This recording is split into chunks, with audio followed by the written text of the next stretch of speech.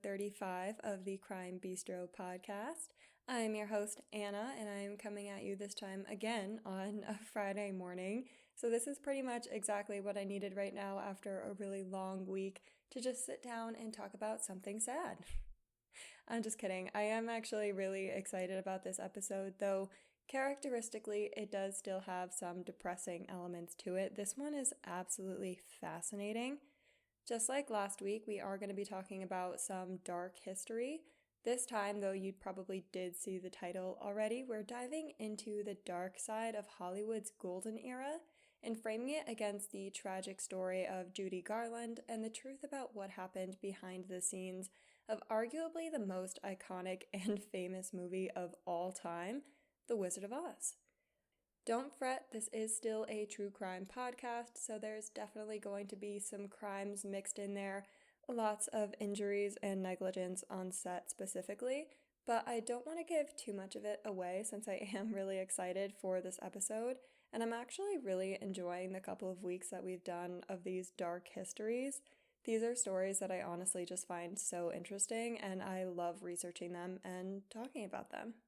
And this story literally has everything you could ever want: the tragic life of a film star, Hollywood drama, industry secrets, and even a pair of lion fur shoes.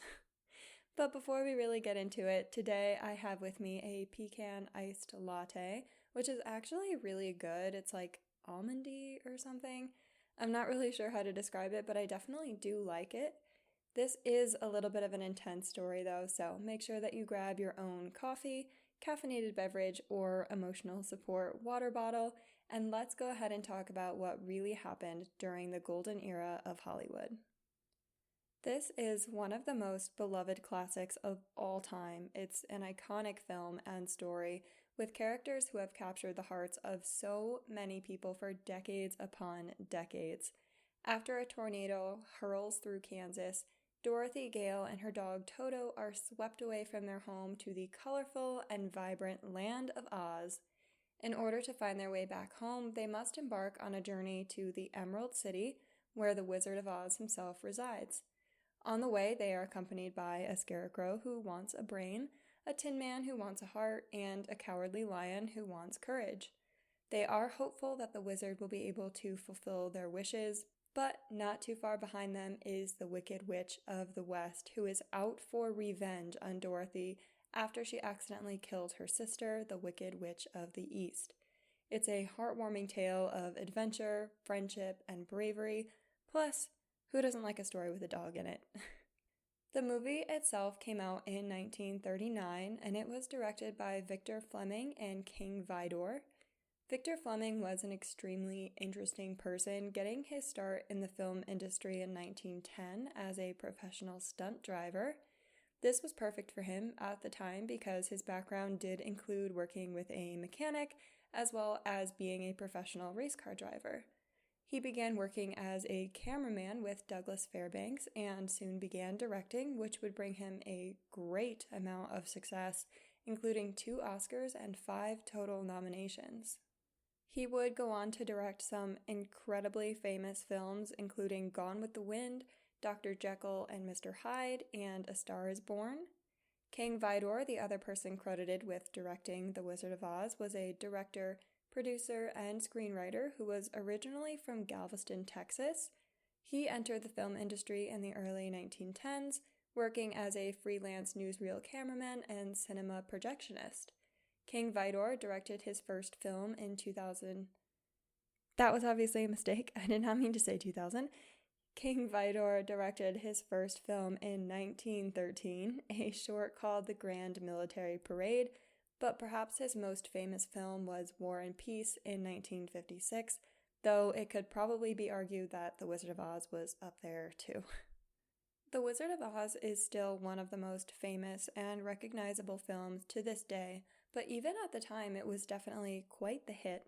In 1940, the film would win an Oscar for Best Original Song, which was Over the Rainbow, as well as Best Original Score, which was an award that was given to Herbert Stothart? Not really sure. Anyway, that same year, it was also nominated for Best Picture, Best Art Direction, and Best Effects.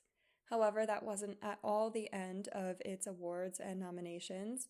In 1989, the film was the National Film Registry winner for the National Film Preservation Board. In 2006, The Wizard of Oz won the Saturn Award for Best Classic Film DVD Release.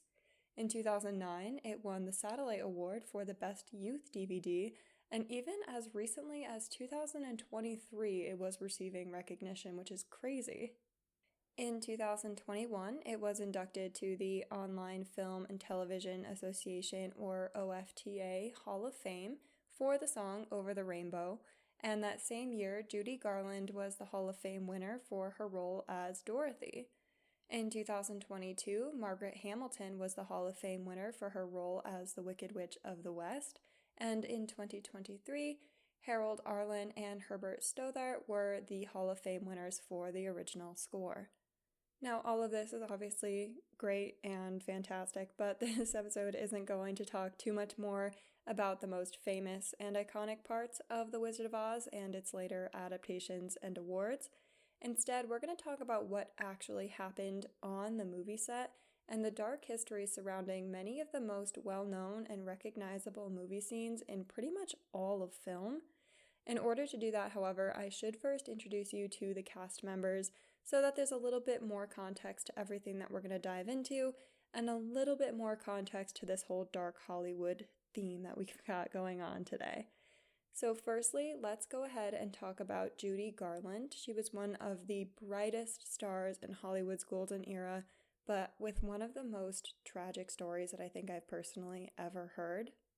Judy Garland was born Frances Ethel Gumm on June 10th of 1922 in Minnesota, and she started her career in entertainment at the age of 2. Think about how insane that is for just a second. 2 years old. At the time, she was singing Jingle Bells in a Christmas show and just singing the song over and over again until her mother essentially just had to drag her kicking and screaming off the stage.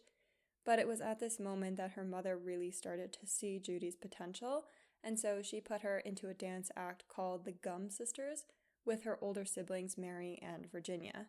Just as a side note, at this point, I am using Judy and Frances interchangeably. I'm sorry if that's confusing. It's confusing for me too. However, her mother quickly decided that Frances had the most potential of her young daughters, and she took her out of this dance act, bringing her across the country where she would perform in nightclubs, cabarets, hotels, and theaters. And just as another side note, I honestly think it's just really funny, and I know that's not the best word for it, but like ironic or something. I don't know, but I think that people really don't change over the years. So think about a good like modern example would be dance moms, like these crazy stage parents just using their children's talents to further their own financial interests, which is pretty much exactly what Judy's mother was doing to her at this time. In September of 1935, when she would have been just 13 years old, Frances was signed by MGM by Louis Bay Mayer, and it was then that her name was changed to Judy Garland. This was after a popular song called Jude and the film critic named Robert Garland. Judy's father would pass away that same year, 1935, and Judy would soon make her film debut in Pigskin Parade in 1936. It was at this time, however, that Judy's unfortunate struggles with addiction would begin, as she was working so much that studio doctors started providing her with pills to combat her exhaustion. This is even worse and like particularly horrifying, but at the same age, 13, she was given amphetamines to keep her, quote, slim figure, which just makes me literally sick. Like, she wasn't experiencing weight fluctuations at the age of 13. She was literally growing. But, whatever. Soon afterwards, however, in 1939 was when her career really skyrocketed as she portrayed Dorothy in The Wizard of Oz. As most people who are in the spotlight really young, she was growing up at this point, and after The Wizard of Oz, she did really want to take on some more mature roles that reflected her age and new perspective on life. Judy got engaged in 1941 to David Rose, and the two of them eloped to Las Vegas and got married on July 28th of 1941. I didn't know people eloped to Vegas in 1941. They still do that today. I think that's pretty interesting. I don't know. But anyway, soon afterwards, Judy would experience something extremely traumatic, and I don't know if this is applicable, but I'm going to put a trigger warning here for child loss anyway. But when she discovered that she was pregnant in 1942, MGM persuaded her to have an abortion because they wanted to keep up her good girl image. I cannot even begin to imagine the emotions that she must have been experiencing because honestly, I don't think there are words in the English language to describe that. But Judy was haunted by this for the rest of her life, and I'm going to venture to guess that it was also really difficult to navigate this trauma, especially in a new marriage, because her and David would separate in January of 1943, which was only 2 months after all of this happened. Judy's next major film after The Wizard of Oz would come in 1944. This one was Meet Me in St. Louis, and it was directed by Vincente Minnelli, and it would be her first color film since The Wizard of Oz, which really highlighted just how stunning she was, and she really was absolutely beautiful. If you have never seen a picture of Judy Garland, go and look it up right now. She's stunning. Her and Vincente, I am so sorry. I'm literally Italian and I don't know how to pronounce that. I would look it up, but I feel like that would just make it worse. So we're going with Vincente. But they began seeing each other after this film stopped filming in April of 1944, and they were soon living together, which turned out to be really good for Judy's career, obviously. And the films that they made together really propelled Judy into an international star. This couple got married on June 15th of 1945, and they had their first daughter on March 12th of 1946, whose name was Liza Minnelli. That's pretty cool. Anyway, back to the more depressing stuff. This really does break my heart because there wasn't a lot known or understood by the medical community about postpartum depression back then, and the impact that it can have on a mother's mental health is staggering. Not to mention, she was probably still reeling from that forced abortion back in her first marriage. After Liza was born, Judy really began to struggle with her mental health more than ever, and she began to hallucinate and started making false allegations towards others, which obviously started to cause a lot of issues in her interpersonal relationships as well as her professional relationships and how she was acting on sets. She briefly tried to regain her mental and physical health to try and rebuild her marriage after she had an affair with a Russian actor. However, things were really starting to spiral out of control for her at this point. Judy, and this is so sad, but she did attempt suicide several times, and in May of 1949, she would be checked into a mental rehabilitation center. She was still working at this point in her life, even though I honestly have no idea how. And in 1949, she actually would star in the Good Old Summertime, which would actually also be Liza's film debut, albeit this was an uncredited cameo. But like I said, her declining mental health had really started to cause some issues in her professional relationships. So at the age of 28, Judy was fired by MGM after several suspensions that she had received for her behavior on sets, and it was at this point that her marriage to Vincente fell apart. At 30 years old, she would marry Sidney Luft on June 8th of 1952, and she would have another daughter named Lorna Luft on November 21st of 1952. I love the name Lorna, by the way. I know that's like kind of an old-timey, but I don't know, like I feel like Lorna's on the Titanic. Like I really like that name. However, throughout these years of her life, she was having an on-again, off-again affair with Frank Sinatra, and it was around this time as well that she would win a Golden Globe. Things were becoming pretty turbulent again in her personal life, and the intensity of this was picking up really quickly. She gave birth to a son named Joey Luft on March 29th of 1955, but it was at this point that her husband Sidney's gambling addictions would really start costing the family, and I'm talking millions of dollars. This really didn't lend to the marriage being successful in the long term, and it started a really intense pattern of breaking up and making up, and even multiple divorce filings. The two would separate officially on May 19th of 1965 after almost 13 years of a incredibly tumultuous and very emotionally draining relationship for both of them, really. Her fourth marriage would last only about 5 months. She was married to a man named Mark Herron, and she got married for a fifth time to Mickey Deans on March 15th of 1969.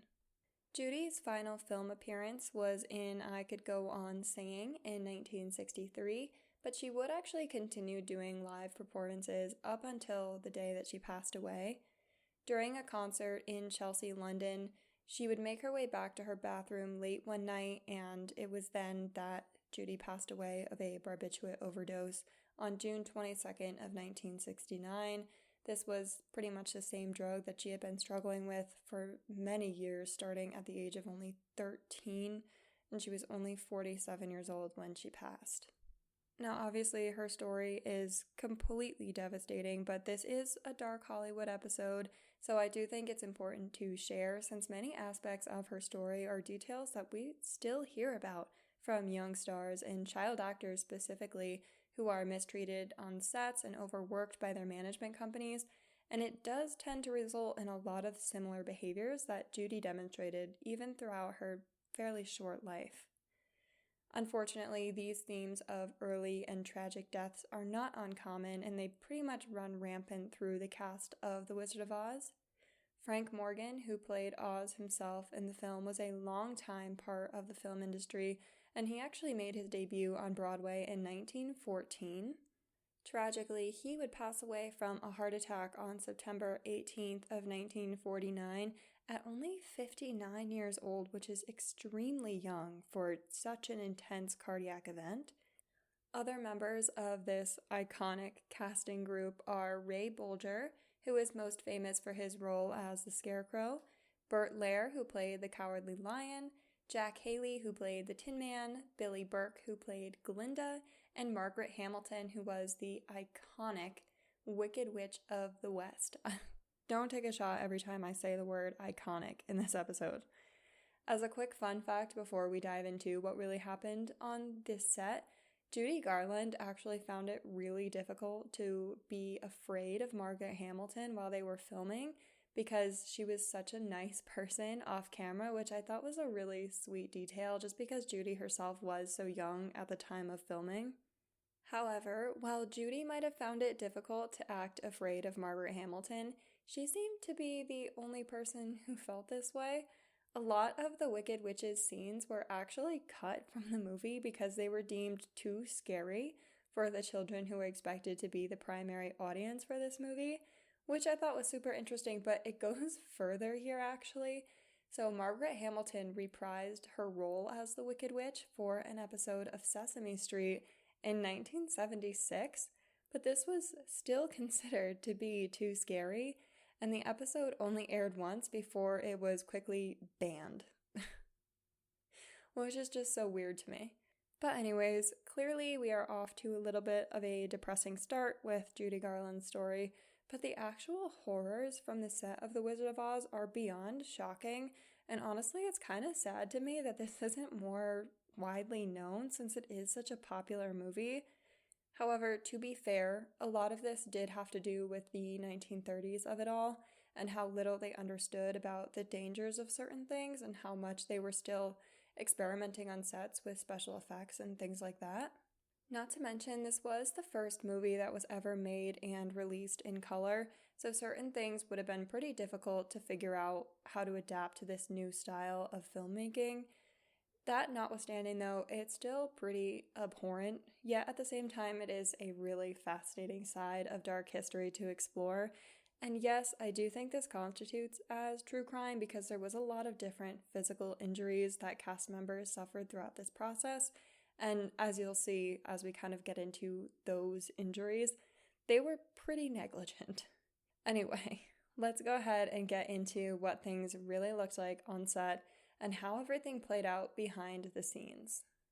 Because we started this episode with a look into the life of Judy Garland, let's start by getting into some of the things that she endured on this set. I mentioned that she signed with MGM, which in the 1930s was pretty commonplace for actors to do. They would essentially be under contract to whatever studio they signed with, so it wasn't really up to them whether they wanted to take on a certain role or not, which clearly this led to a pattern of mistreatment and really long working hours. Judy was taking pills to help maintain her youthful look and figure, and it has been alleged that studio executives were calling Judy the fat little pig with pigtails, which I can't even describe how disgusting that makes me feel. She was 16 years old at the time of filming, and Dorothy herself was only supposed to be 8 years old. It does get worse though, and Judy's breasts were taped down to make her appear younger, and it's also been reported that she was made to wear a super tight corset and wig that was so long that her pigtails hung further down over her chest to obscure it. Producer Mervyn LeRoy hired a personal trainer for Judy who put her on an extreme diet and exercise routine. On top of this, she was given a medication called Dexedrine, which is a stimulant often used to aid in weight loss. As a stimulant, this did suppress her appetite, but also carried insomnia as a serious side effect, meaning that she would also be given sleeping pills to counteract this. On top of that, Judy was encouraged to smoke heavily, sometimes up to 80 cigarettes per day, and would eventually be limited to a diet of black coffee and chicken soup, which is not food. Just in case you were wondering, that's not even a diet, that's literally nothing. But reports do show that she was monitored very closely by executives and severely reprimanded if she strayed from this quote-unquote diet. Apart from her weight being a concern for MGM executives, they also weren't thrilled with her overall appearance. And this is so insane because even at 16 years old, Judy Garland was absolutely stunning. But either way, she was forced to wear caps on her teeth to hide any misalignments and to wear rubber discs in her nose to change the shape of it. And then, just to make things even worse, Judy was severely mistreated and harassed by the Munchkin actors who were on set, and her husband, Sidney Loft, would later say the following about that experience for her. He said, quote, "They'd make Judy's life miserable on set by putting their hands under her dress. The men were 40 or more years old. They thought they could get away with anything because they were so small." This also didn't end the physical abuse on set that was directed towards Judy, and multiple accounts have mentioned that during a scene that she was filming with Burt Lair, who played the Cowardly Lion, she couldn't stop laughing and giggling at his acting, and the director, Victor Fleming, eventually became so frustrated with Judy that he struck her across the face. The theme of this episode, as you'll notice, is like, if that sounds bad, don't worry, it gets worse, and it does. So Judy wasn't the only person who suffered like this on set. Margaret Hamilton, who was the Wicked Witch of the West, also experienced shocking injuries. At the time, Margaret Hamilton had been a part of about 6 pictures for MGM, and she was absolutely thrilled when her agent offered her the opportunity to be in The Wizard of Oz. It had been her favorite book since she was only 4 years old.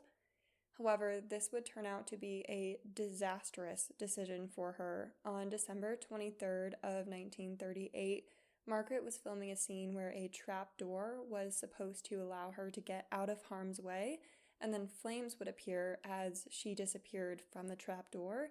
So this was the witch's fiery exit from Munchkinland. Terrifyingly, the trapdoor did not drop in time, and those flames ended up burning Margaret severely. She suffered a 2nd-degree burn to her face and 3rd-degree burns on her hands.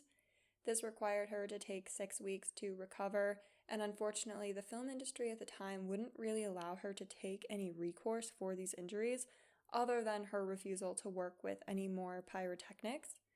She said on this whole situation, quote, "I won't sue because I know how this business works and I would never work again. I will return to work on one condition, no more fireworks." So filming did resume, and a stunt double named Betty Danko was brought in to replace Margaret for any scenes that involved fire after this incident. While they were filming the Surrender Dorothy skywriting scene, Betty Danko was sitting on a smoking pipe. Oh, I'm sorry. Let me just say that again. A smoking pipe that had been outfitted to look like a broomstick. Unfortunately, I'm sure you can probably guess where I'm going with this, but during a take of the scene, the pipe exploded. Betty was severely injured, and she spent about 2 weeks in the hospital following this incident to recover, and it left her with scars on her legs that would last for the rest of her life. So, what did the executives at MGM do? Well, they just brought in another stunt double, which is so crazy. Named Aline Goodwin, who eventually finished the scene. Let's just take a second and reflect on how bad this really is. These women were placed in severely dangerous conditions, subjected to physical and emotional trauma, and were too afraid to sue or otherwise try and protect themselves because they knew that it would result in their careers ending. That is so twisted. And unfortunately, I am not done with the issues that came about for the Wicked Witch of the West. Margaret Hamilton's iconic green makeup was actually incredibly toxic, and after ingesting some of it, she was unable to eat for multiple days. And no, that's still not it. There was copper in this makeup, so her skin ended up staying that green color for weeks, and I can't imagine how scary that must have been. Like, she was probably sitting there thinking, am I going to be green for the rest of my life? Don't worry though, because for whatever they were doing on set, at least it wasn't sexist, because it wasn't just the women on set who were being put at huge physical risk, and the Tin Man was actually having a horrific time during filming. Ray Bolger, who was originally cast as the Tin Man, insisted that he would be much better suited to the role of the Scarecrow, so the part of the Tin Man was awarded then to Buddy Ebsen, who had initially been cast as the Scarecrow, so they essentially just swapped. Buddy spent a good amount of time preparing for the actual filming of the movie, recording all of his songs, completing 4 weeks worth of rehearsals, and then also completing the costuming process. The costuming process was actually turning out to be really difficult for MGM. They really couldn't figure out how to get the color of the Tin Man just right. This would be the first time that movie costumes would be seen on screen in color, after all. They tried many different things, including covering Buddy Ebsen with tin and cardboard that was covered with silver cloth, but none of these came out the way that they were imagining for this character. So eventually they decided to go with white face paint that was coated with aluminum dust, but this paint would turn out to be extremely toxic. Only 9 days into filming, Buddy Ebsen started to experience shortness of breath and cramping that would lead to him being hospitalized, and this was a serious ailment. There was one point that his lungs actually failed because of this exposure, and after being at the hospital and being made extremely sick for 2 entire weeks, MGM really didn't do anything. They just rehired for the role right away. The person who they rehired was Jack Haley, and at least at this point they did make a couple of changes to the costume and makeup, and it was reformulated into an aluminum paste that would be painted on.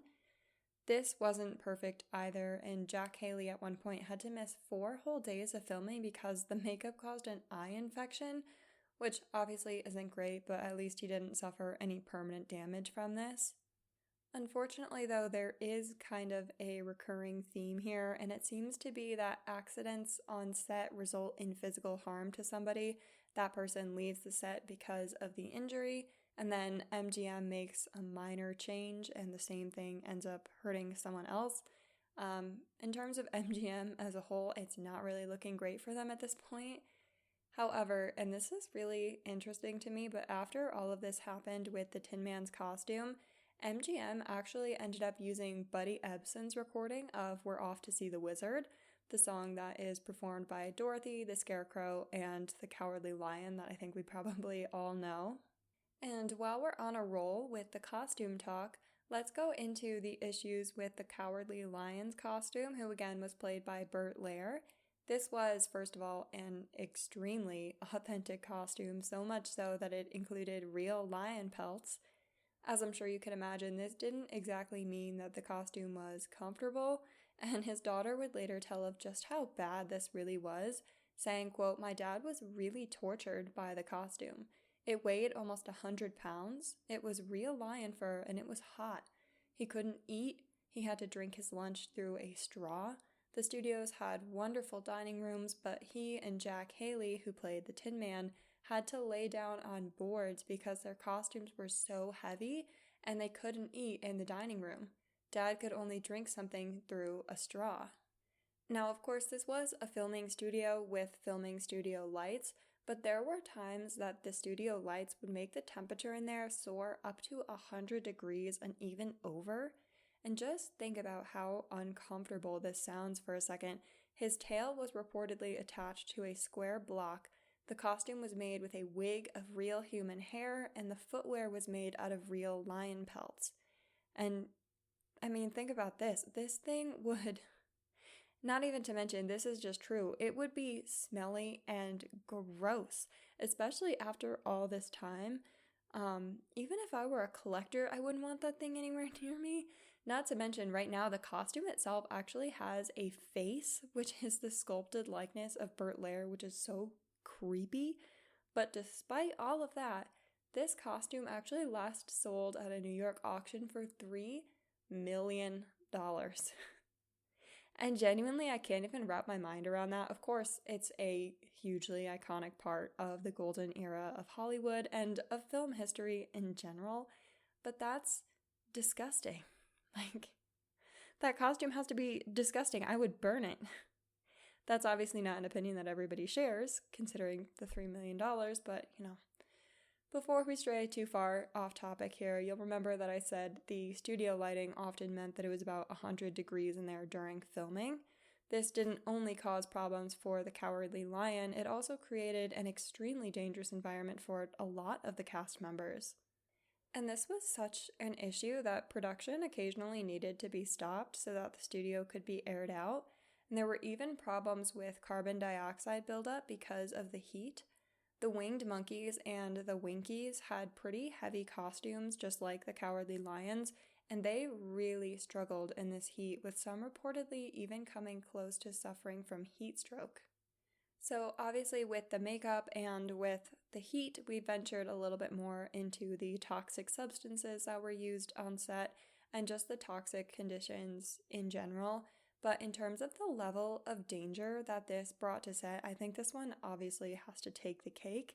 Again, this was a product of the times, but it will make watching some of those classic scenes feel just a little bit darker. And I'm not even being dramatic here, I mean, this is dark. So one of the most iconic scenes in the film is when Dorothy, Toto, and the Cowardly Lion fall asleep in a poppy field, and then they are magically awakened by a sudden snowfall. This snow, however, wasn't just harmless fake snow like we would see in a film today. It was falling asbestos. You did hear me correctly. Asbestos. To come to their defense a little bit, the producers honestly just didn't know how dangerous this was, and asbestos fibers were pretty commonly used as fake snow from the 1930s to the 1950s, both in home decorations and films. And it wouldn't be until many years later that people figured out what the risks actually were.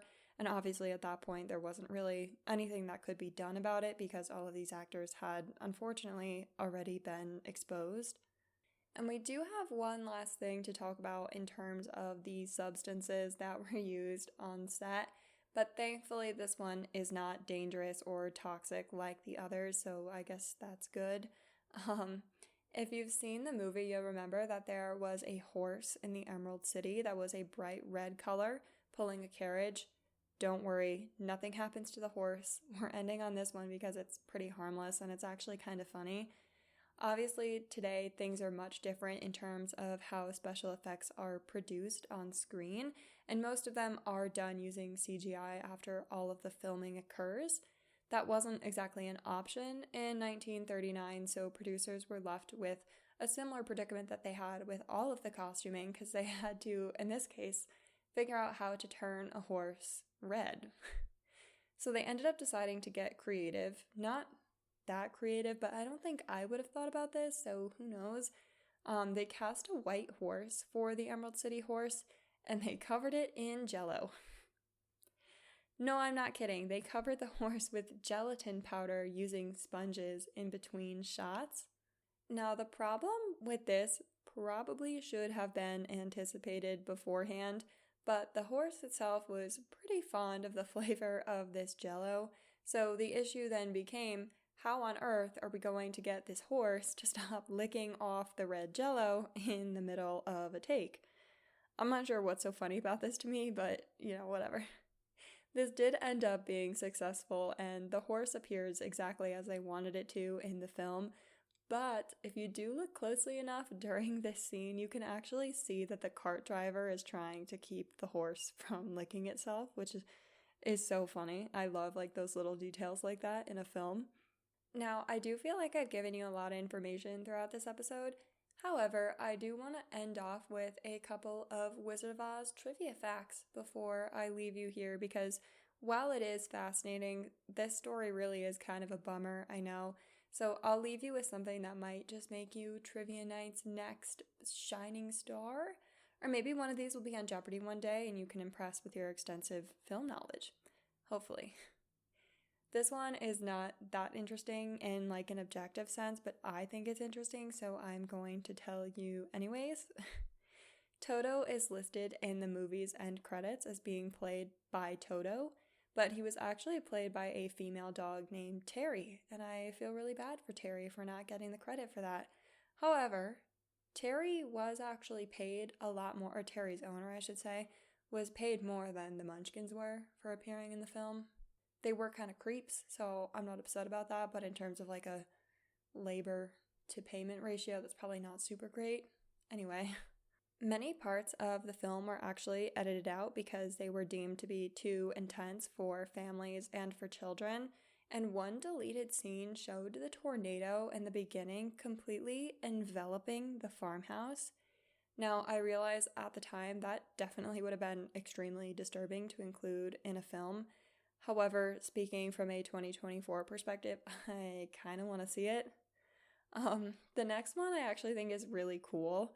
The ruby slippers that Dorothy wears are now at the Smithsonian Institution's National Museum of American History, and they are so popular that the carpet in front of them has had to be replaced multiple times because of wear and tear from people going to see the exhibit. And the last one that I will leave you with is probably the most iconic, I think, because it involves one of the most iconic songs from the film. Over the Rainbow was actually almost cut from the film entirely.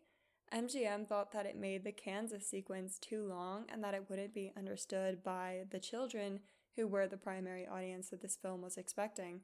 I am really glad that they didn't cut Over the Rainbow. It's such a classic. So hopefully you learned something from this episode, but if you didn't, that's okay, because maybe you learned something from the trivia section. And if you didn't learn anything from the episode or the trivia section, you should probably be on Jeopardy. And I'm sorry, I hope you weren't bored. But I really do think this is fascinating, and I won't get into this too much because it's a whole other topic that opens an entire other can of worms.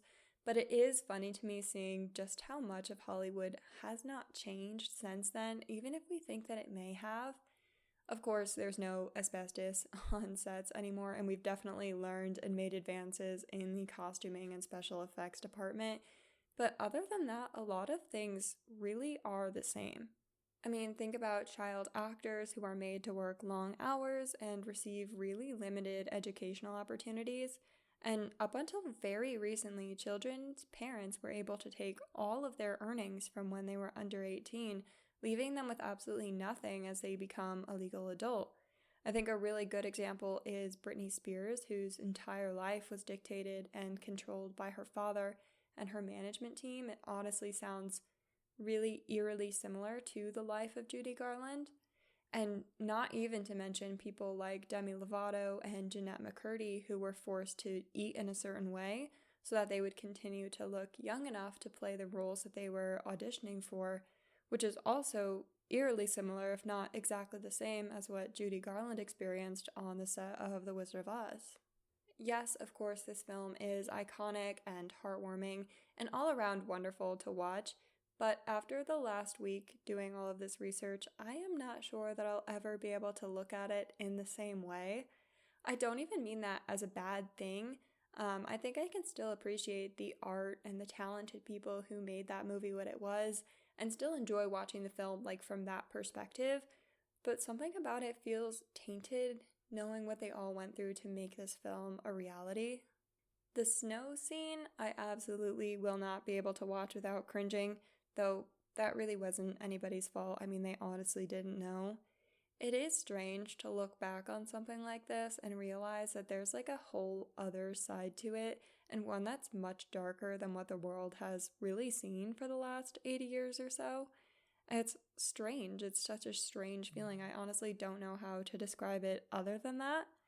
And of course, Judy Garland's story is completely heartbreaking. I mean, when you give someone medications like that as a 13-year-old, they really don't stand a chance at a normal, functional life after that, and hers was extremely short.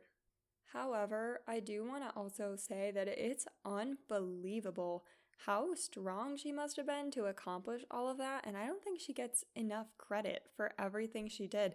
It's honestly insane to think about how much she did despite what she went through, but her story should be known as a cautionary tale because we do see similar history repeating itself still, and that is really difficult for all of the young women who have been taken advantage of by the entertainment industry. Something needs to be done about that, but again, it's a conversation for another time. Anyways, if you've made it this far, thank you so much for tuning into this week's episode of the Crime Bistro podcast and for tuning into the second dark history case in a row. If you didn't listen to the last one, I'm really proud of how that episode turned out. Not to sound conceited, but I do think you should go listen to it. Anyway, we are coming to the end of this one, so again, I really appreciate you if you've made it this far, and keep on tuning in because we do have some very interesting cases coming up in the next few weeks that I absolutely cannot wait to talk about, and that if you are a true crime fan, I hope you will appreciate. Okay, I need a full gallon of water after talking this much, so I'm gonna end it off here for now. As always, until next time.